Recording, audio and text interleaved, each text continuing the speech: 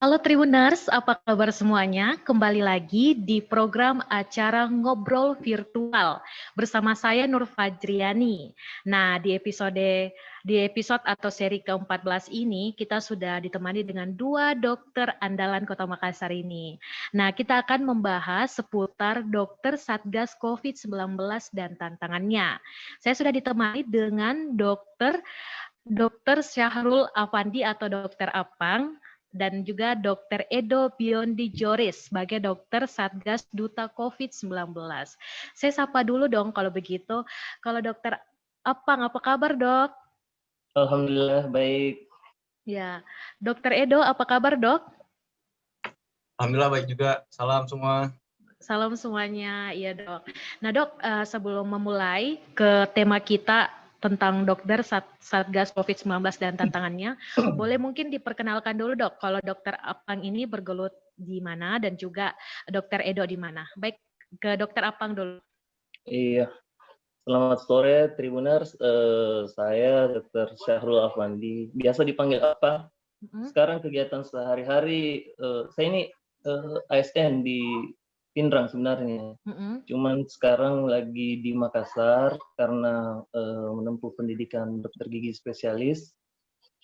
Terus jadi tergabung juga di Relawan Milenial Makassar yang bergerak di bidang kemanusiaan, khususnya sejak COVID-19 ini masuk di Makassar.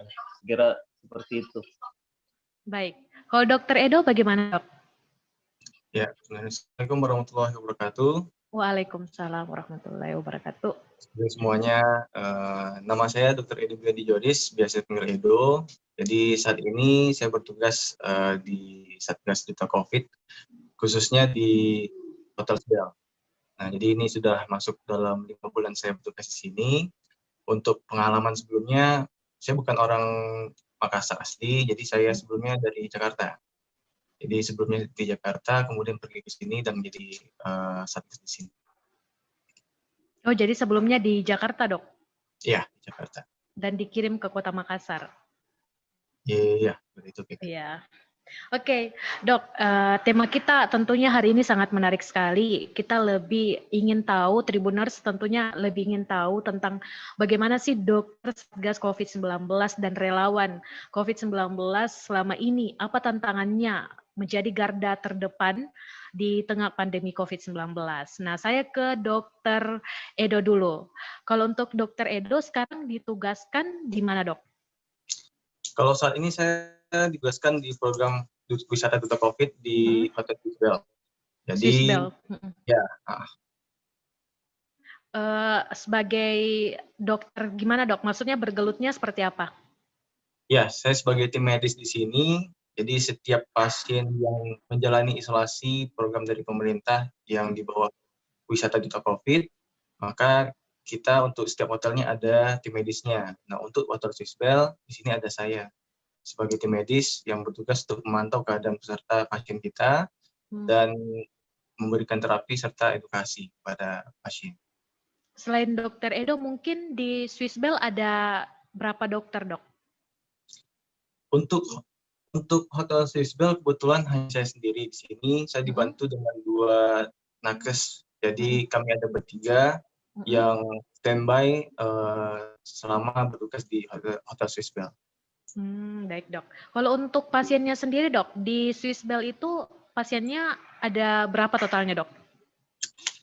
Kalau misalnya kita menghitung total keseluruhan dari program ini berjalan, kita tidak bisa menghitung untuk per satu hotel. Namun kalau untuk keseluruhan dari awal program ini sudah berjalan, itu sudah kita menerima pasien sekitar 5.259 pasien.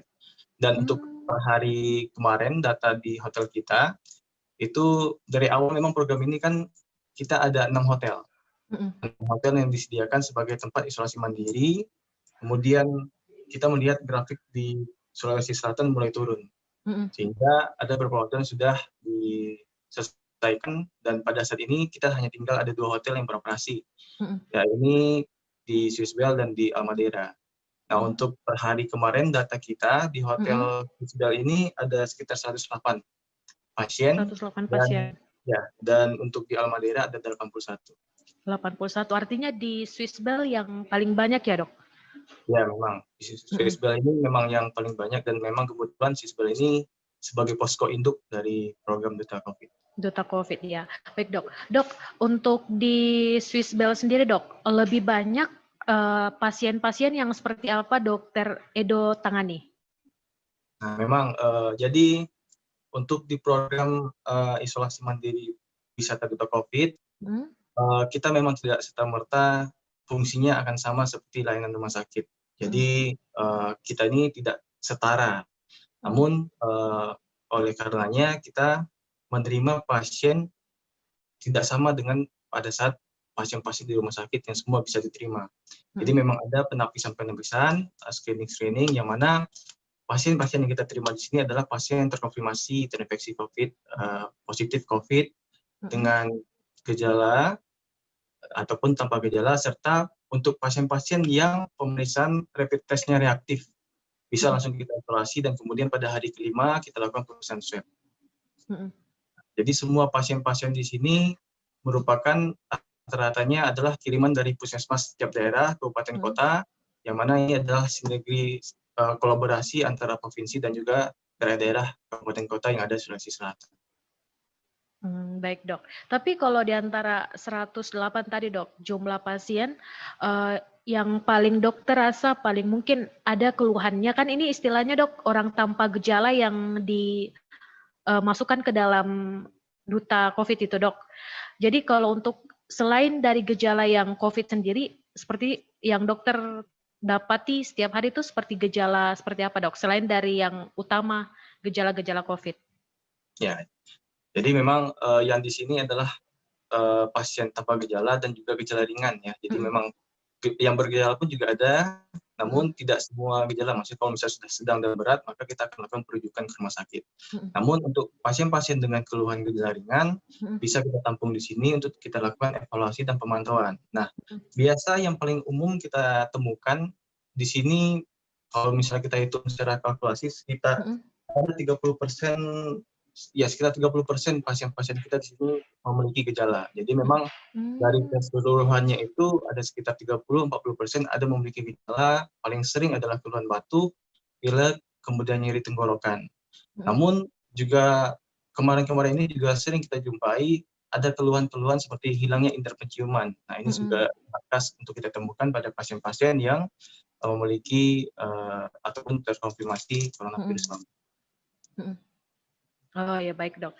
Jadi ada 30-40% yang memiliki gejala yang seperti batuk, hilang indera penciuman dan lainnya, Dok.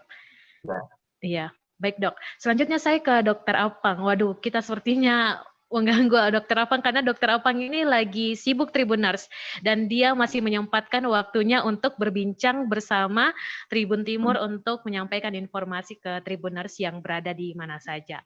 Baik, Dokter Apang, terkait relawan milenial Makassar, Dokter Apang, program-program yang dijalankan relawan milenial selama pandemi COVID-19 ini seperti apa saja, Dok? Ya, pandemi COVID di Makassar sendiri tuh sepertinya masuk, kalau tidak salah ingat, ini mulai masuk 2 orang itu bulan April. Nah, sejak itu kita mulai bergeraknya kita ngikut aja dengan milenial-milenial di Jakarta kan. Nah, di Jakarta itu kan ada Bang Arif Rosyid, ada juga Ria Ricis dan sebagainya yang rajin mengedukasi sambil membagikan sembako kepada warga-warga yang terdampak pandemi. Seperti itu pun yang kita lakukan di Makassar ya. Yang pertama tentu yang paling dirasakan pada saat COVID datang kan, kita diserang dari berbagai sisi, dari kesehatan iya, dari ekonomi juga iya. Itu sangat terasa pada saat PSBB yang pertama. Nah, banyak pengangguran. Tiba-tiba di Makassar kan mall tutup, ojek online sepi karena nggak ada yang mau naik ojek lagi karena nggak mau bersentuhan kan dengan ojeknya. Iya, Dok. Yang pertama kita programkan ya bagaimana caranya kita bisa terlibat sedikit meringankan beban dari masyarakat yang terdampak. Jadi kita mulai mengumpulkan donasi, kita membagikan sembako ke mereka. Alhamdulillah banyak yang bergerak juga setelah sebulan berjalan, agak banyak yang meniru atau mengkopi gerakan-gerakan serupa. Tapi betul, Dok. Iya, tapi setelah 2-3 bulan berjalan, kita mulai mengubah sedikit arah gerakan ke edukasi. Karena kita lihat sebenarnya akar permasalahan dari banyaknya warga yang masyarakat yang terinfeksi COVID ini ya karena kurang memperhatikan protokol kesehatan yang telah ditetapkan oleh pemerintah kan. Jadi bagaimanapun pemerintah kan simpel aja, cuci tangan, pakai masker, jaga jarak kan. Jaga jarak, iya. Iya, sebenarnya cuma itu. Tapi warga masyarakat kita ini yang khususnya di Kota Makassar ini agak berat untuk melakukan itu karena itu adalah new life, misalnya kebiasaan baru buat mereka. Padahal sebenarnya itu adalah hal-hal yang standar gitu. Jadi kita mulai bergerak mengedukasi masyarakat. Jadi kita bawa sembako, kita juga mengedukasi mereka bahwa COVID ini nyata, COVID ini ada. Walaupun narasi yang beredar pun cukup banyak bahwa COVID ini sebenarnya cuma akal-akalan pemerintah, konspirasi. Gitu. Yang itu yang sebenarnya agak sulit. Ketika kita turun di lapangan, ketika kita turun di lapangan, kita bagi sembako, kita bagi masker, tiba-tiba ada pedagang bakso yang lewat, dia bilang, COVID itu tidak ada. Wah, ya, jadi kadang itulah suka dukanya ya. Kita mengedukasi tapi mendapat penolakan, gitu kan. Tapi itu yang menjadi tantangan, Dok. Iya, betul. Sembakonya diambil, cuma mudah-mudahan edukasi kita juga itu bisa mereka rekam sedikit. Jadi prinsip kami sih, nggak apa-apa mereka denial, misalnya menolak, tapi kita edukasi terus, akhirnya mereka nanti paham bahwa mencuci tangan, pakai masker, dan jaga jarak itu penting, gitu. Seperti itu. Dok, tapi untuk model sosialisasinya sendiri, Dok, ke masyarakat seperti yang tadi, misalnya tukang bakso yang lewat, mereka masih merasa, COVID itu enggak ada, dan lain-lain. Cara relawan milenial mengedukasi itu seperti bagaimana modelnya, Dok, supaya istilahnya bisa tertanam di mereka? Iya, sebenarnya yang menjadi titik poin sebenarnya untuk mengedukasi masyarakat itu adalah pemerintah kota. Kita membahas mengenai Makassar saja, ini pemerintah kota. Saya lihat pemerintah Kota Makassar pun cukup proaktif untuk mengedukasi masyarakat. Ada beberapa panduk, ada beberapa baliho yang dipasang tentang protokol kesehatan, ada beberapa iklan juga yang mereka tampilkan. Kalau relawan milenial Makassar itu cukup untuk menambahkan aja gitu. Cara kita mengedukasi biasanya itu dengan membagikan masker gratis, hand sanitizer gratis, kan, membagikan baru-baru ini ya sebulan lalu lah kita bagikan face shield juga. Kita membagikan sambil mengedukasi juga, karena kalau kita datang cuma sekedar mengedukasi saja, waduh, berat mereka juga itu mereka menerima. Berat. Ya betul, Dok. Tapi kalau untuk masyarakat sendiri, Dok, mungkin yang Dokter Apang temukan di jalanan atau di tempat-tempat daerah yang dokter temui, ada enggak punya sedikit sifat-sifat yang kayak seperti tukang bakso tadi, Dok? Mungkin ada sifat unik yang tidak mau menerima atau apa, Dok? Selama sosialisasi. Sebenarnya pada saat kita melakukan sosialisasi, karena metode sosialisasi kita itu nggak pernah tanpa membagikan sesuatu, jadi mereka terkesan menerima aja begitu. Cuma yang kami harapkan sebenarnya mereka menerima dan mengikuti gitu. Jadi ada di mindsetnya bahwa pakai masker itu penting. Justru kan yang berkembang banyak juga, seperti kita pernah bagikan face shield pasar, mereka justru terganggu juga sih karena mengatakan bahwa loh saya tidak sakit, kenapa harus pakai seperti ini, padahal kan kalau mau secara kita mengatakan secara kasar aja ya, kita ini sih OTG yang berjalan gitu. Iya, Orang betul. tanpa gejala yang lagi berjalan. Jadi bukan pada permasalahan kita lagi sakit, tapi seberapa besar peluang kita menulari orang lain gitu. Saling menularkan gitu. Cross infection-nya yang kita sebenarnya ingin hilangkan di situ, kita ingin minimalisir sehingga orang OTG yang akan dirawat sama dokter Edo di hotel-hotel itu bisa menurun jumlahnya. Dan alhamdulillah sekarang sebenarnya sudah menurun jumlah pasien di Makassar. Walaupun secara nasional kita terus mengalami kenaikan, karena saya dapat informasi terakhir itu tingkat kesembuhan paling besar itu ada di Provinsi Sulawesi Selatan. Kita di angka 7% ke atas. Begitu. Iya dok. Ya, tapi dok, nggak pernah kita dapat kayak ada itu biasa yang viral-viral dok di Instagram, di platform-platform kayak aparat-aparat kayak TNI, polisi tegur ibu-ibu di pasar, tiba-tiba langsung semakin saya taruh di maskerku tapi di dagu, saya begini, jangan mau kosong di situ gini-gini. Pernah nggak dok dapat tantangan seperti itu di lapangan? Oh, kalau sejauh ini sih belum pernah mendapatkan hal seperti itu di Kota Makassar. Cuma yang berat sebenarnya di Kota Makassar itu misalnya seperti ini. Ini hari kita bagi face shield di Pabayang-Bayang kan.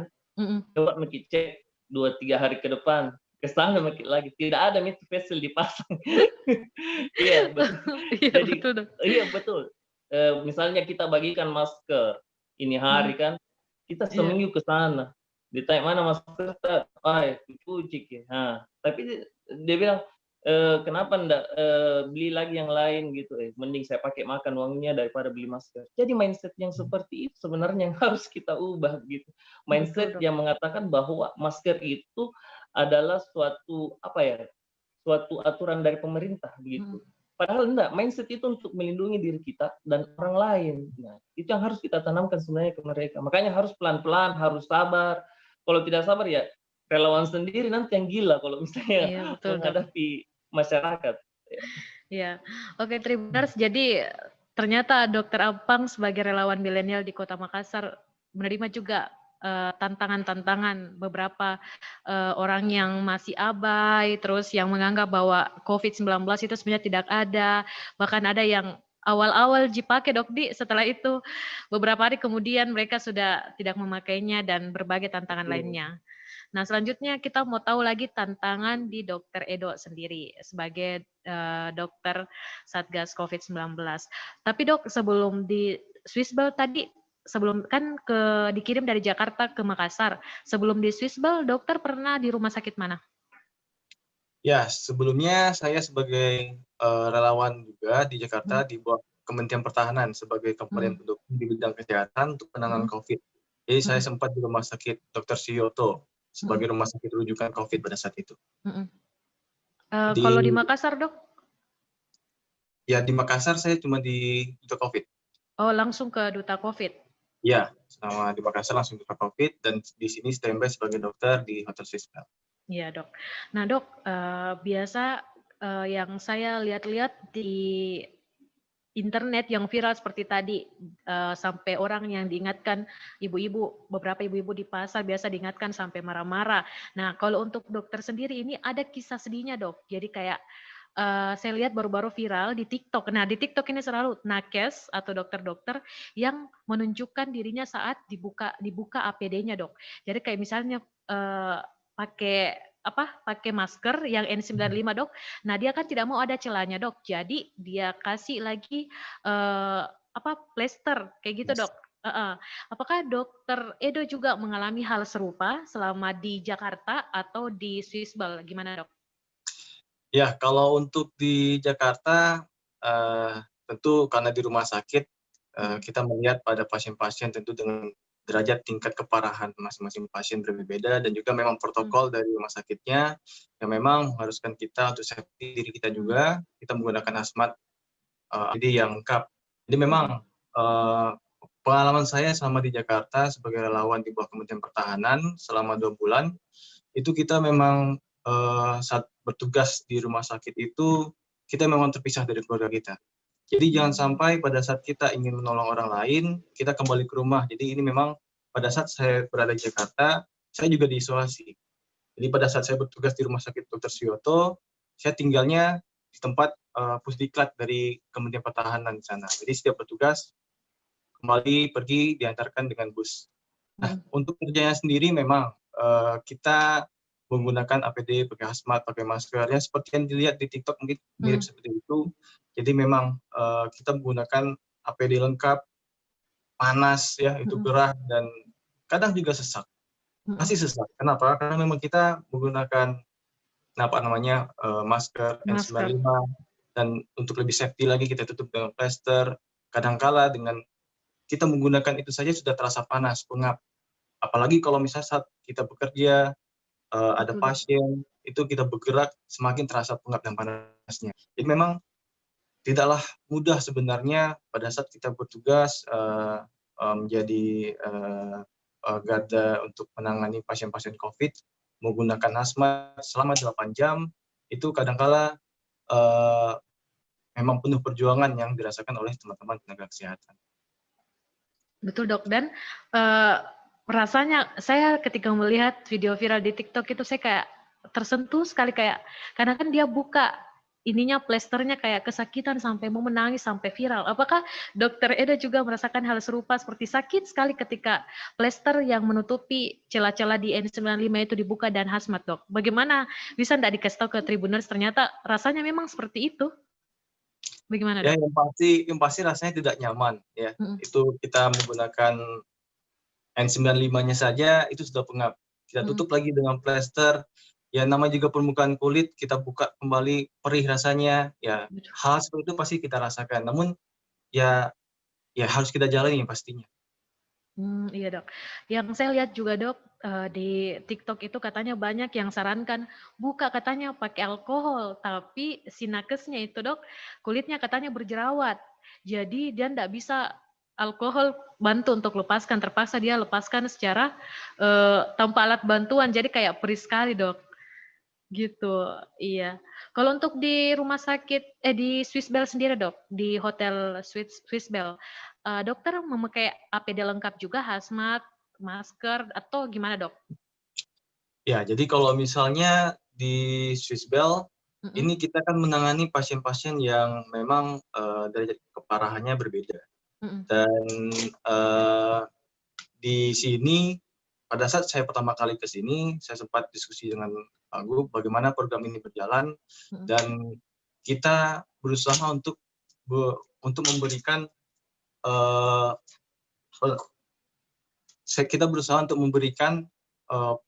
pelayanan dan membuat bagaimana pasien-pasien yang ada di sini nyaman dan tidak terasa seperti diintimidasi.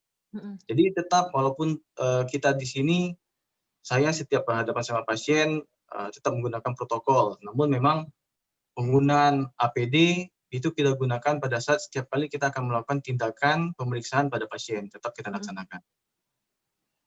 Jadi sama, jadi tindakan di hotel sama di rumah sakit itu sama dok, tetap menggunakan APD lengkap, tetap di plester-plester pakai N95 dan lain-lain? Nah tidak, jadi kalau dalam keadaan tertentu, tapi dalam kesehariannya kita di sini pada saat berhadapan sama pasien dengan jarak yang cukup, dengan protokol yang sesuai, kita tetap menggunakan pakaian seperti biasa, namun menggunakan ya masker yang pasti. Kecuali dengan tindakan khusus dok. Gimana? Tindakan khusus yang menggunakan hazmat, mungkin tiba-tiba pasiennya merasa sesak dan lain-lain, butuh penanganan lebih dekat, itu mungkin baru menggunakan hazmat. Ya, jadi pada saat pasien-pasien yang perlu kita lakukan pemeriksaan untuk mengetahui keadaan pasien lebih lanjut, maka kita akan melakukan pemeriksaan dengan menggunakan APD yang lengkap seperti itu.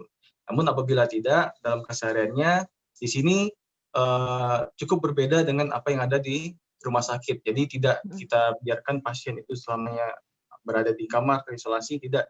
Kita ada program-program yang menjadi unggulan kita juga, seperti pada pagi hari dan sore hari ada kegiatan untuk pasien ataupun peserta keluar untuk berjemur, untuk digital activity, untuk senam, namun dengan menggunakan protokol yang sesuai seperti itu. Baik dok.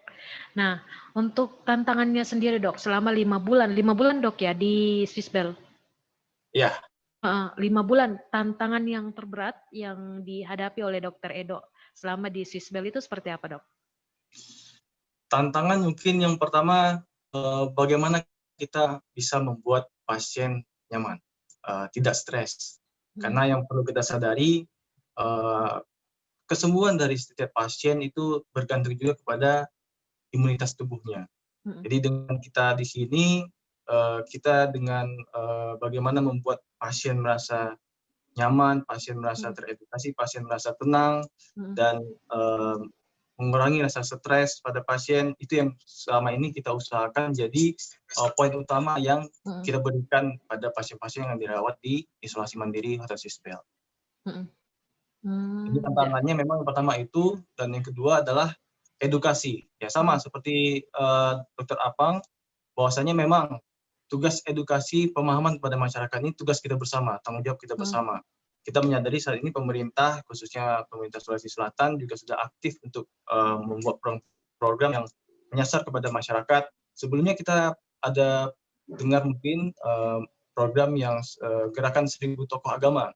Nah, ini adalah salah satu program yang bagaimana kita memberikan edukasi dan materi kepada tokoh-tokoh agama dengan tujuan dan harapan ini pada saat mereka kembali ke daerahnya masing-masing bisa untuk membantu memberikan edukasi terkait dengan COVID karena perannya dan pengaruhnya sebagai tokoh agama. Kemudian juga program-program dari Dinas Kesehatan, kita bisa lihat sekarang bagaimana aktifnya Dinas Kesehatan kita dengan melakukan tracing, ya, PE, kita ada program baru yang Trisula. Ini saya lihat program pemerintah kita sangat aktif dan juga kita kembali lagi bahwasanya edukasi ini tanggung jawab kita bersama. Ya. Teman-teman relawan milenial juga kita juga dengarkan dari Dr. Apang tadi juga sangat aktif di lapangan dan sebagai membantu memberikan pemahaman.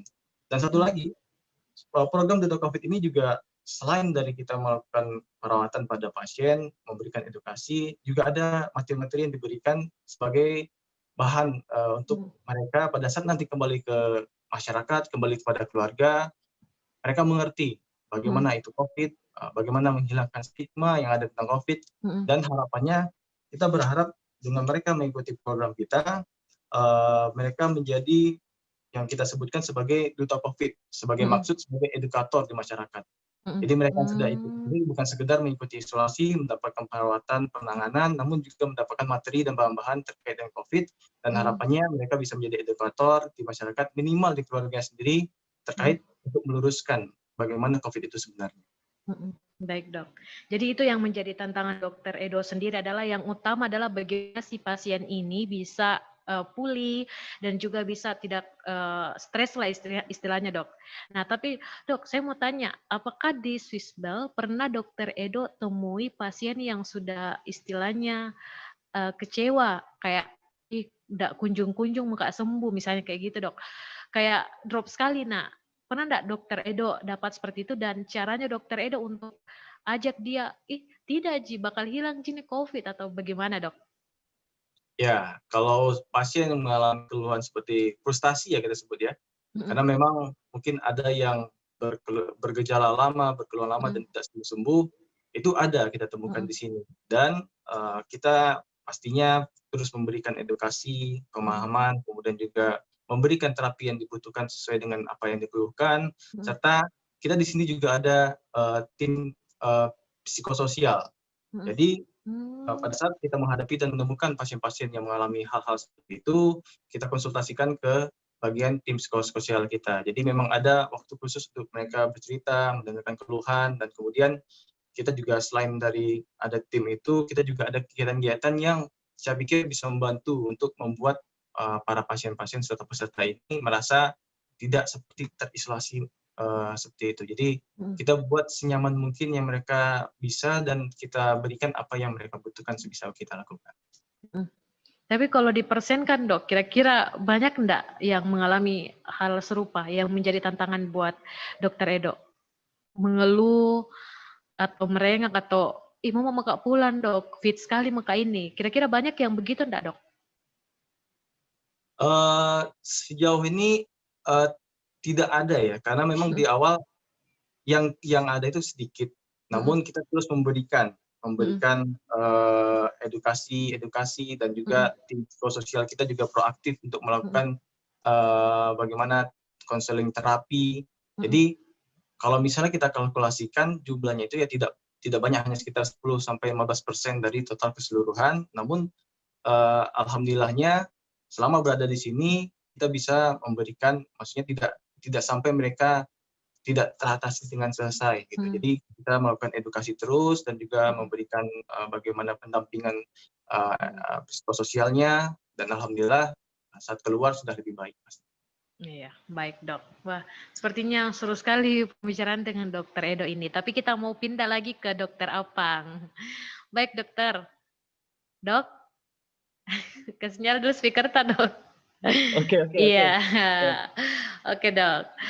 Baik dokter Apang, soal relawan milenial kan tadi sudah ditanya sama Dokter Edo tentang bagaimana, seperti yang tadi pertanyaannya bahwa di pasar dapat seperti ini, di jalanan ada tukang bakso yang tidak setuju kalau COVID itu ada. Nah, kalau untuk Dokter Apang sendiri dok, sejauh ini di Makassar, sosialisasi soal relawan milenial di mana saja selain di pasar dan tempat-tempat jalanan, itu lebih menyasarnya kemana dok?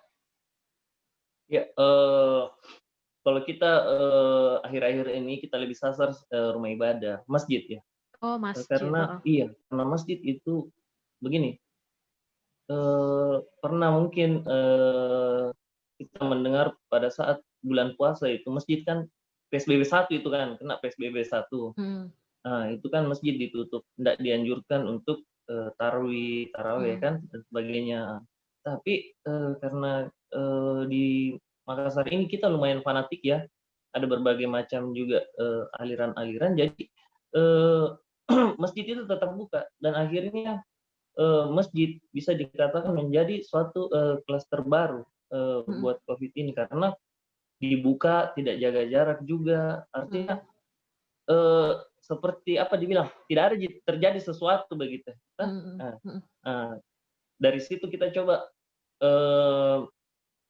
setiap Jumat kita mempunyai gerakan itu bangkit dari masjid, bagaimana caranya membuat masjid ini menjadi suatu sentra percontohan bahwa masjid itu bisa menerapkan protokol kesehatan gitu. Artinya pada saat dia sholat, dia menjaga jarak, menjaga saf kan. Sebelum sholat sholat Jumat ya, kita lakukan penyemprotan desinfektan di masjid, dan kita bagi-bagikan termogan untuk mengukur suhu jemaah yang mau beribadah di masjid. Saya kira hal-hal kecil seperti itu sebenarnya yang harus dilakukan oleh anak-anak muda di Makassar, apalagi saya lihat anak-anak muda di Makassar ini punya potensi yang luar biasa ya. Ada yang masih muda sudah jadi anggota dewan, masih muda sudah jadi politisi dan sebagainya.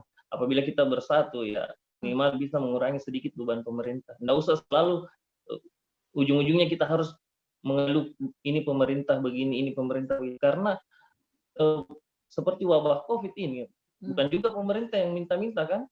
Ini semua negara gagap menghadapi COVID ini. Bahkan WHO saja gagap gitu. Akhirnya WHO kadang-kadang mengeluarkan ya COVID ini seperti penularannya seperti cuma lewat kita bersentuhan langsung. Sekarang bisa WHO baru-baru mengeluarkan bahwa COVID ini lewat airborne juga bisa, lewat udara juga bisa. Jadi semua orang gagap, semua pihak gagap dalam menghadapinya. Jadi sekarang kita bagaimana caranya kita mengambil peran saja. Kalau misalnya kita punya kesadaran seperti itu, insya Allah kita bisa melewati ini dengan baik. Baik dok. Jadi memang perannya anak muda juga dibutuhkan dalam pencegahan COVID-19 ini dok ya? Betul, karena anak muda itu punya imun sebenarnya yang lebih bagus daripada orang yang sudah orang yang sudah lansia. Masa orang yang sudah lansia yang harus bergerak lagi? Ya kita lain sebagai anak muda, kita punya sedikit inisiatif. Milenial kan yang rajin nongkrong di kafe, setidaknya kan kalau memang rajin nongkrong di kafe gitu, ya perlihatkan bahwa di kafe ini kita physical distancing, kita tetap pakai masker, pakai hand sanitizer gitu. Anak muda yang suka traveling kan, yang suka berwisata gitu, dan itu kan pada saat mereka mengupload mereka di tempat wisata, di tempat rekreasi, tetap gunakan maskernya, tetap menjaga jaraknya. Ya, setidaknya kalau kita tidak bisa berbuat yang lebih, minimal seperti itu aja gitu. Seperti itu yang saya maksud. Iya dok, baik. Tapi ada yang bisa saya tangkap dari tadi dok yang dokter Apang sampaikan soal tetap memakai masker. Nah, masker yang sekarang lagi viral itu adalah masker scuba dan masker yang kain dari ini dok, dari leher ke apa namanya lagi dok? Yang dari leher ke hidung, masker scuba. Dan itu menurut dokter Apang sendiri, apakah masker itu efektif atau bagaimana dok? Berbicara tentang keefektifan masker, sebenarnya dari dulu sebenarnya masker scuba itu saya pikir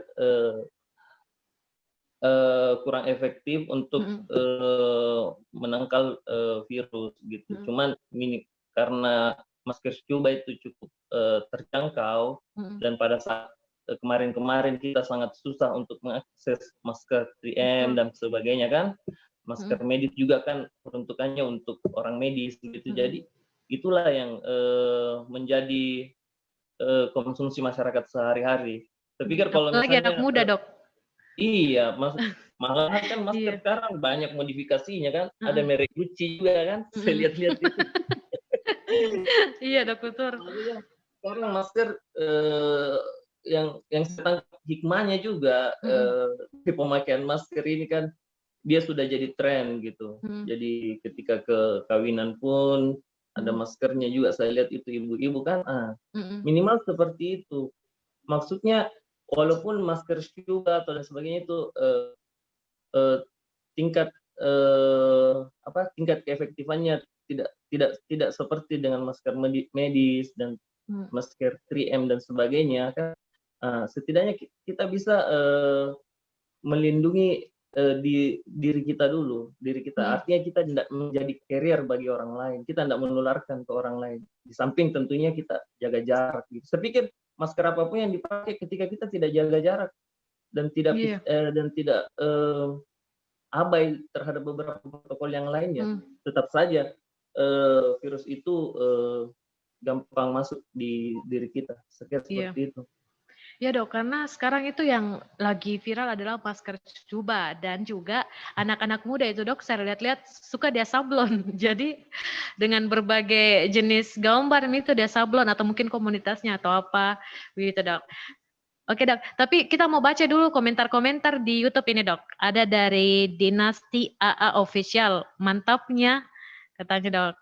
Terima kasih Dinasti. Terus ada Dwi Sartika, semoga perjuangannya bernilai ibadah dan tetap semangat mengedukasi masyarakat. Wah, untuk Dokter Apang dan Dokter Edo, semangat dok dalam mengedukasi.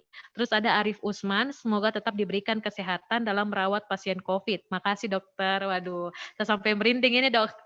Kalau ada yang seperti ini, yang masyarakat betul-betul memberi ucapan terima kasih kepada dokter-dokter sebagai garda terdepan. Terus ada lagi dok, Ina Maharani, doa juga dok, semoga dokter-dokter diberi perlindungan dari Allah Subhanahu wa Ta'ala, selalu diberi kesehatan dalam merawat yang sakit, amin. Randi RD, semoga semangat Edo, Bunda Ella menyemangatimu. Terus ada dari Baso Alamsyah, semoga virus COVID-19 ini cepat berlalu dan menjadikan Indonesia pulih kembali, amin. Terus ada Rudi Salam, jempol buat dokter. Nah, Nur Sinaga, insya Allah lelahnya mendapatkan pahala yang berlipat ganda dari Allah Subhanahu wa Ta'ala. Amin ya Rabbal. Wah, banyak sekali yang mendoakan dok. Terus ada lagi dari Rani Bakri. Nah, kalau ganteng gini kan jadi nambah imun kami. Waduh. Memang host sekarang ini memang memilih ganteng-ganteng ini supaya imunnya Tribuners yang nonton semakin meningkat. Terus Ita Lestari Anwar, sehat dan selalu semangat, semoga dilindungi Allah Subhanahu wa Ta'ala. Amin. Jadi dok, sekarang juga masyarakat terus berdoa kepada dokter-dokter dan relawan-relawan yang mengedukasi masyarakat untuk terus diberi kesehatan, dilindungi, dan tetap semangat dalam menjalankan tugas. Oke, selanjutnya saya ke Dokter Edo dulu. Oke, Dok, keluarganya dokter ada di Jakarta atau ikut ke Sulsel juga, Dok? Ya, kalau keluarga, keluarga saya ada di Riau. Di Riau? Oh, Ya, tapi saya kita asli mana, Dokter Edo? Riau, dari Riau. Oh, Riau. Sebelumnya, Dok, sebelum ada COVID ini tugasnya di mana? Di pertahanan juga? Saya kerja di Jakarta, di Jabodetabek. Ya. Di rumah sakit apa, Dok? Di rumah sakit, kemarin itu di rumah sakit Amanda Cikarang, di Bakti Kartini, dan kemudian setelah itu masuk jadi relawan di rumah sakit Dr. Suyoto. Iya. Jadi keluarganya istri dan anak serta orang tua ada di Riau? Kebetulan saya belum menikah. Waduh, artinya yang Tribuners ngomen itu yang dokter-dokter ini menambah imun bisa kira-kira sama dokter. Oke, Dok. Jadi kalau untuk ketemu sama orang tuanya di Riau, Dok, ini selama pandemi COVID belum sempat pulang ke Riau, Dok? Belum ada. Tapi tetap kita berkomunikasi via media sosial ya. Jadi ya saya juga ingin narikin tadi lagi bahwasanya sebenarnya tenaga medis itu bukanlah garda terdepan kalau menurut saya. Tetap garda terdepan itu adalah kita semua. Masyarakat Indonesia, ya diri kita sendiri adalah sebagai garda terdepan. Pada saat kita sudah tidak bisa mengikuti protokol dan kita terkena pada penyakitnya dan kita tumbang, maka datanglah kepada garda-garda yang terakhir sebenarnya, itu adalah tenaga kesehatan.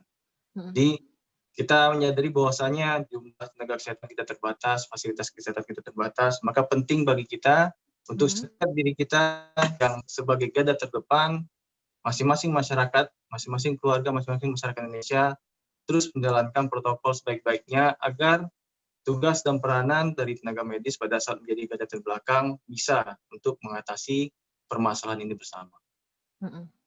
Baik, Dok. Jadi dokter jarang juga untuk balik ke Riau selama pandemi dan banyaknya berkomunikasi lewat handphone. Ya, tidak pernah pulang. Tidak pernah pulang. Tapi Dok, artinya stay terus di hotel atau ada diambilkan seperti semacam rumah di luar atau gimana, Dok? Saya di hotel, stay di hotel. Jadi itu fungsinya juga untuk memudahkan mobilitas. Jadi pada saat ada pasien-pasien kita yang mengalami keluhan, kita langsung bisa sigap untuk memeriksa dan menangani keluhan dari peserta kita. Oke. Nah, Dok, saya ke dokter pribadi dokter lagi nih. Jadi kalau setiap minggu kira-kira dokter liburnya hari apa? Atau jangan sampai tidak ada liburnya nih, Dok. Ini juga jadi pertanyaan di masyarakat. Apakah ini dokter COVID ini ada liburnya kah atau tidak ada? Gimana, Dok?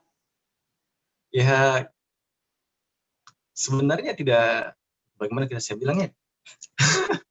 Ya saya sendiri, jadi memang saya merasa ini adalah panggilan hati saya dan saya juga di sini bekerja bersama tim. Nah, jadi walaupun memang saat ini saya bekerja sendiri, Jawa libur memang ya dibilang benar-benar libur tidak ada memang, karena memang kita bekerja standby di sini. Jadi istilahnya tidak ada libur ya, Dok? Ya.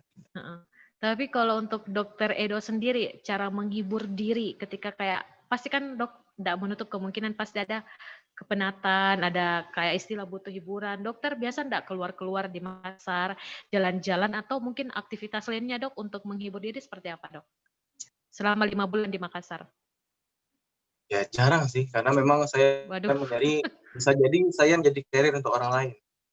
Dan makanya penting bagi saya untuk menjaga diri saya, mengurangi kontak dengan orang-orang luar, karena memang kita tidak tahu penyakit ini juga banyak yang tanpa gejala, sehingga untuk menghibur diri ya saya bersama dengan teman-teman relawan lain, dengan keluarga, telepon, video call, ya semacamnya seperti itu. Jadi sebenarnya dokter Edo sendiri jarang keluar dari hotel, Dok, lebih banyak beraktivitas di hotel selama 5 bulan ini? Iya. Iya, jadi ternyata, dan waktu di Jakarta, Dok, sebelum dikirim ke Makassar jadi relawan COVID juga di Jakarta, apakah aktivitas seperti itu juga dokter di rumah sakit terus atau ada kayak keluar-keluar sedikit dok atau gimana? Ya kalau misalnya di Jakarta di rumah sakit, karena di rumah sakit itu kita ada sistem shift namanya, jadi sistem shift jam kerja. Jadi pada saat kita jam kerjanya masuk hari ini 8 jam, kemudian saya itu pulang, dan pulangnya itu juga kita diisolasi di tempat tersendiri bersama teman-teman yang lain. Jadi di mesnya khusus untuk teman-teman yang bekerja sebagai nakes yang bertugas di rumah sakit.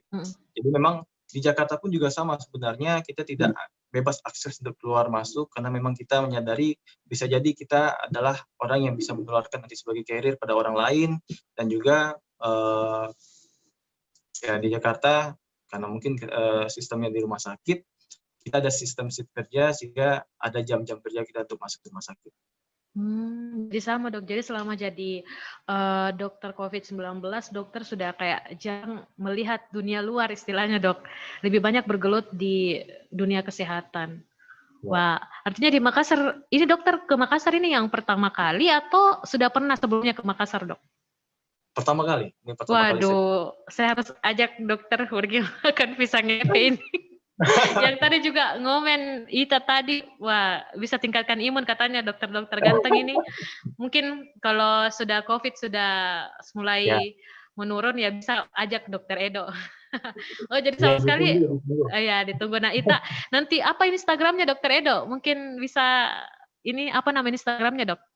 Ya Edo Biondi, ada yang di flyer kita kan sudah. Oh iya, jadi silakan buat Tribuners di rumah yang mau follow Dr. Edo dan melihat aktivitas Dr. Edo bisa follow Instagramnya @edobiordi. Oke dok, jadi sama sekali belum melihat secara, jadi hanya pasnya turun dari pesawat dan lewat jalan tol langsung ke Swiss Bell sudah, jadi tidak pernah lihat sama sekali wisata-wisata di Makassar, belum pernah coba makanan khasnya Makassar atau berkunjung ke tempat-tempat wisata lainnya dok? Kalau misalnya berkunjung ke tempat wisata tentu belum, karena memang kita tidak bebas untuk pergi keluar kemana-mana. Namun untuk makanan, ya saya sempat mencoba coto Makassar yang pasti. Mungkin tidak mungkin lah saya melewatkan hal ini ya. Saya jauh-jauh dari sana, kemudian tidak coba coto, rugi rasanya. Waduh. Artinya coto sudah pernah dicoba dok, hanya coto ini dok? Adakah yang lain? Masih banyak ya? Banyak dok. Jadi Makassar itu ada pisang epe, ada coto, palu basah, wah banyak dok. Tapi kalau ya kita agak sedikit ini lagi dok. Kalau untuk testinya dulu dok, coto gimana rasanya? Wah, enak sih. Beda memang kalau misalnya coto di daerah Jawa atau di Sumatera itu biasanya kan lebih banyak rasa santan ya mungkin. Kalau misalnya di sini rasanya nikmatnya sama tapi sepertinya dengan bumbu yang berbeda, seperti ada kacangnya seperti itu ya. Enak rasanya. Bisa ditambah kacang dok. Dan di sini tuh dok, kalau misalnya lagi panas orang, lagi kurang enak badan, katanya garing coto. Jadi kalau sudah makan coto, imunnya sudah tambah dok, begitu. Oke dok. Oke, saya ke dokter Apang lagi dok. Ya oke. Iya. Ya kayaknya dokter ini kita ganggu sekali ya Tribuners, tapi khusus untuk Tribuners, dokter Apang tetap semangat. Oke, dokter Apang, untuk sekarang kegiatannya relawan milenial apa saja dok? Yang untuk mingguan sepekan terakhir ini dok? Kita lagi fokus ini bikin desa binaan ya. Jadi insya Allah ke depan kita mau sedikit memberi kontribusi bagaimana caranya masyarakat itu bisa bangkit ekonominya, karena banyak yang terpukul sebenarnya gara-gara COVID-19 ini. Dari masyarakat di bawah sampai di atas pun pengusaha-pengusaha juga banyak yang terpukul. Jadi kita coba sedikit membantu masyarakat dan membuat desa binaan kerjasama dengan beberapa pihak. Insya Allah semoga bulan depan sudah bisa realisasi. Iya dok. Tapi kalau untuk anggota relawan milenial Makassar sekarang sudah berapa dok? Kalau relawan milenial itu ada 19 OKP yang bergabung di dalam. Jadi organisasi-organisasi seperti HMI, Masika, ada juga dari CVA, Celebes Volunteer Action, ada sekitar 19 lah OKP yang bergabung di relawan milenial Makassar ini. OKP-OKP yang lumayan aware sama masalah kemanusiaan. Saya kira seperti itu. Jadi sudah ada rancangan kegiatan untuk masyarakat dalam waktu dekat ini dari relawan milenial Makassar. Karena kan sebenarnya saya juga pernah berkunjung ke Dr. Edo ke Swiss Bell. Kami pernah berkunjung, kita sempat sumbangkan beberapa donasi dari beberapa orang baik kan. Kita sumbangkan APD. Kita lihat sendiri keadaan di Swiss Bell itu seperti apa. Kita lihat Dr. Edo pun seperti apa di sana. Ya, semoga begini, Dr. Edo saja yang orang dari luar mau berbuat untuk daerah kita gitu. Kenapa orang-orang pemuda-pemuda di Makassar, milenial-milenial di Makassar itu tidak tergerak juga hatinya. Tidak perlu juga menjadi dokter seperti Dr. Edo kan. Kita seperti yang dikatakan Dr. Edo tadi. Garda terdepan sebenarnya diri kita sendiri. Dokter itu adalah garda terakhir gitu. Jadi pasien yang sakit, pasien yang terpapar itu baru ditangani sama dokter. Garda terdepan adalah preventif, pencegahan diri kita sendiri ini. Saya kira seperti itu. Ya, jadi seperti yang tadi dokter bilang, para pemuda dan peran orang-orang di Makassar dan juga di luar Makassar itu sangat penting dok untuk mengedukasi masyarakat. Betul, sangat penting sekali. Apalagi pemuda-pemuda sekarang ini kan, kita kan sini beruntung ya kita hidup di zaman di mana informasi itu gampang diakses. Informasi ada di tangan kita, di handphone kan.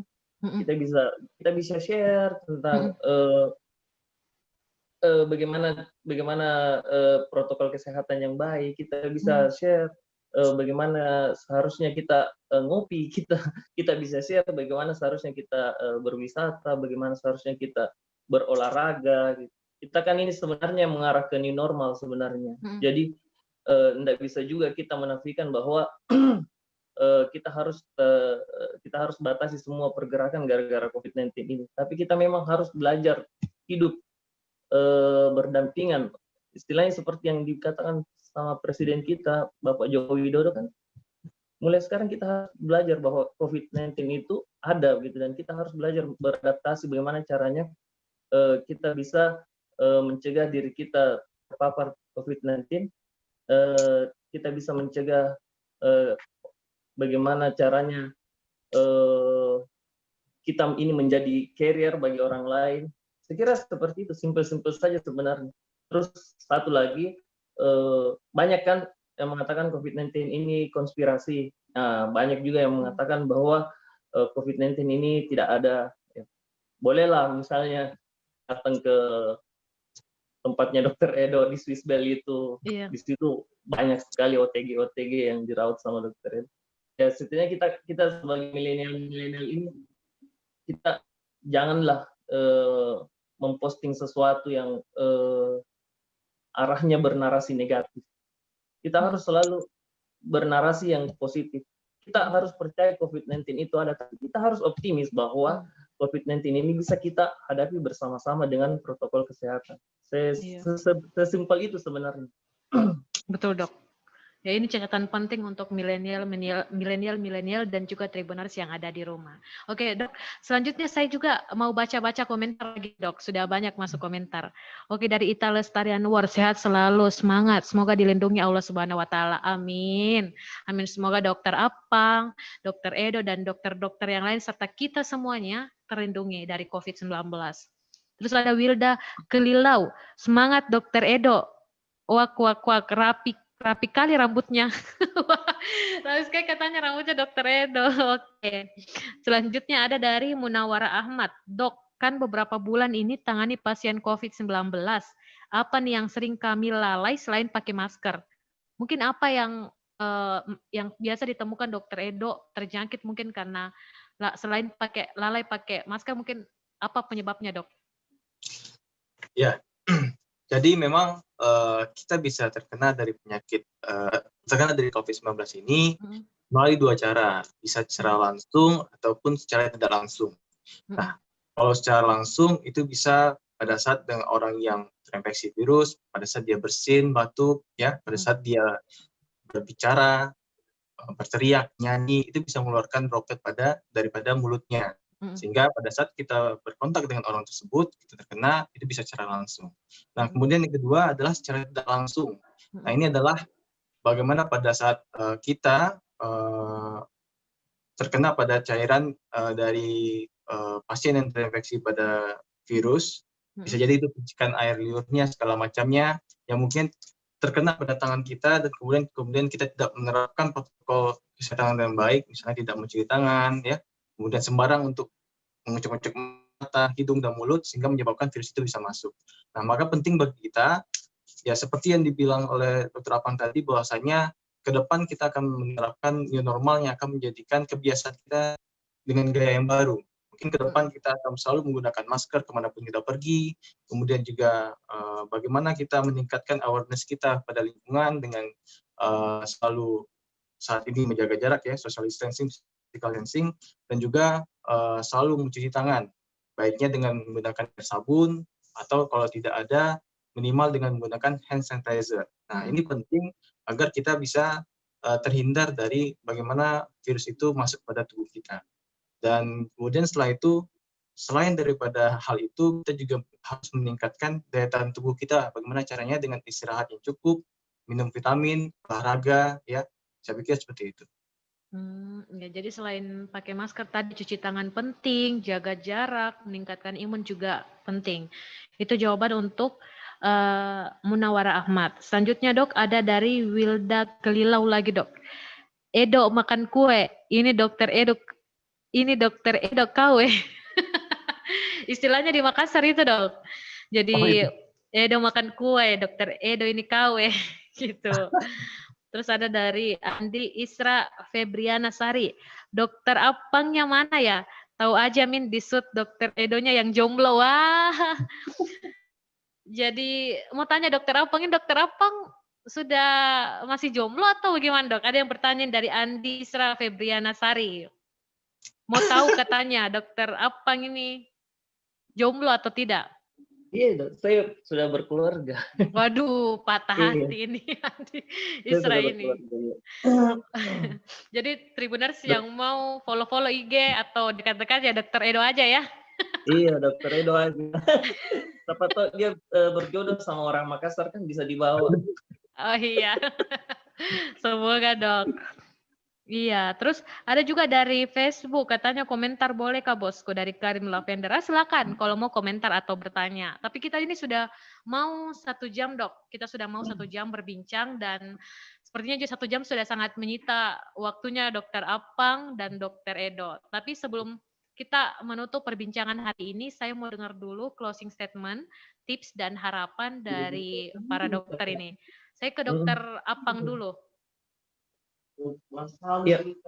Dok, untuk dokter sendiri apa tips-tips, harapan dan juga kesannya sebagai closing statement di program ngobrol virtual kali ini? Ya, kalau saya sih setiap pandemi kan pasti ada akhirnya, pasti berakhir. Yang membuat pandemi itu cepat berakhir, cepat atau lambat bakal berakhir, yang membuat cepat itu ya, yang pertama bagaimana tanggap dari suatu pemerintahan menanggapi suatu pandemi, terus bagaimana masyarakat merespon apa yang telah ditetapkan oleh protokol-protokol kesehatan yang telah ditetapkan oleh pemerintah. Gitu. Yang harapan saya sebenarnya untuk warga Makassar tetap menjaga protokol kesehatan karena walaupun kita berada di kehidupan new normal sekarang, tapi virus ini tetap ada dan sangat berbahaya. Terus untuk milenial Makassar, kalau bisa kita meluangkan sedikit pikiran, meluangkan sedikit tenaga, kita bantu tenaga medis dengan cara ya kita sebar narasi-narasi positif di sosmed, di sosial media masing-masing, dan kalau bisa ya kita bisa turun sekali-kali lah untuk mengedukasi masyarakat. Jangan bosan-bosan mengedukasi, karena batu pun juga kalau ditetesi air terus ya bakalan terkikis. Saya kira seperti itu ya. Ya, dok, tapi saya mau baca lagi status ini sebelum ke dokter Edo. Status komen Ini dari Rani Bakri. Kenapa harus ditanyakan statusnya Dokter Apang? Broken kami. Waduh, Dok. Waduh, Dokter Apang ini. Katanya kenapa dikasih tahu statusnya, Dok? Kalau sudah berkeluarga. Jadi patah hati Tribuners di rumah ini. Waduh. Masih ada Dokter Edo ya Tribuners, jadi masih ada kesempatan. Masih ada satu yang masih jomblo. Oke, selanjutnya dari Misbah Utama, Dokter Edo, andalan lantai 7. Waduh. Ini kayaknya kalau bukan nakes, ini kayaknya pasien ya, Dok? Iya, peserta lantai 7, pasien lantai 7. Waduh. Dokter Edo, andalan lantai 7. Wah. Sudah terbongkar ini kalau ternyata Dokter Edo kamarnya di lantai 7. Oke, mungkin closing statement dari Dokter Edo seperti apa, saran, tips, dan juga harapan untuk Tribuners di rumah. Ya, pasti kita semua harus bersabar dan juga bekerja sama ya, karena memang pandemi ini sudah sekitar hampir 6 bulan mungkin kita jalani bersama, dan memang tidak bisa semudah membalikkan telapak tangan. Kita perlu kerjasama dari lintas profesi. Semua kita memiliki tanggung jawabnya masing-masing. Dan agar ini cepat selesai, maka seperti saya katakan tadi, kalau bukan dimulai dari diri kita sendiri yang mengerti, paham, dan peduli, siapa lagi? Karena kita sendiri adalah garda terdepan sekarang, dan kita yang bisa menghentikan, membantu memutus mata rantai, dengan mengikuti protokol, dengan mengikuti perintah-perintah dari pemerintah, serta proaktif untuk bisa memberikan kontribusi dan juga manfaat kepada orang banyak seperti itu. Jadi saya pikir lebih kurangnya sama dengan yang disampaikan oleh Dr. Apang. Kita pasti berharap pandemi ini segera berakhir. Tetap semangat, mari kita terus budayakan bagaimana Indonesia ini dikenal dengan gotong royong sejak dulu. Maka kita juga penting untuk memberikan bagaimana bekerja sebagai gotong royong kita, memberikan edukasi preventif kepada masyarakat. Ya, seperti itu. Jadi intinya dokter-dokter, Satgas COVID, relawan-relawan dan lainnya tentunya berharap kesadaran yang paling utama adalah kesadaran masyarakat tentang patuhnya kepada protokol kesehatan, mulai dari gunakan masker, jaga jarak, dan juga selalu mencuci tangan. Ya, Dokter, untuk Dokter Apang dan Dokter Edo, terima kasih banyak waktunya yang diluangkan 1 jam ini di sela-sela kesibukannya Dokter Edo dan Dokter Apang untuk Tribuners berbagi kisah inspiratif tentang tantangan dan juga suka dukanya selama ini.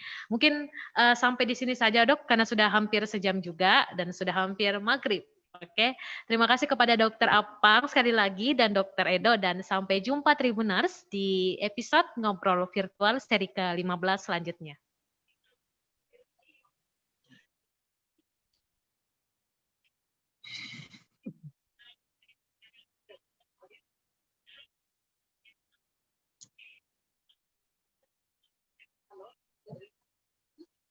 Dokter Apang di mana, Dok? Oh, di rumah, Bang. Lagi daring ini, Bang, kuliah. Waduh. Kuliah ya. Sampai kapan di Switzerland, Bang? Masih belum tahu sih ini sampai kapannya. Cuman ya moga-moga cepat selesai lah. Biar bisa kita ngumpul jalan-jalan mungkin, Bang. Sekira sudah sudah tutup Switzerlandnya belum ya? Kemarin sempat mau ada wacana tutup, tapi ternyata kan grafiknya mulai naik lagi di akhir Agustus. Makanya kemarin sempat kita turun, mulai berkurang hotel kita, Bang. Jadi yang sebelumnya 6 mau tutup 5, 4, 3, 2. Nah, cara mau tutup lagi 1, kemarin ternyata naik lagi jumlah peserta di Sulawesi Selatan. Ini second wave kah, Bang? Menurut Dokter Edo ini second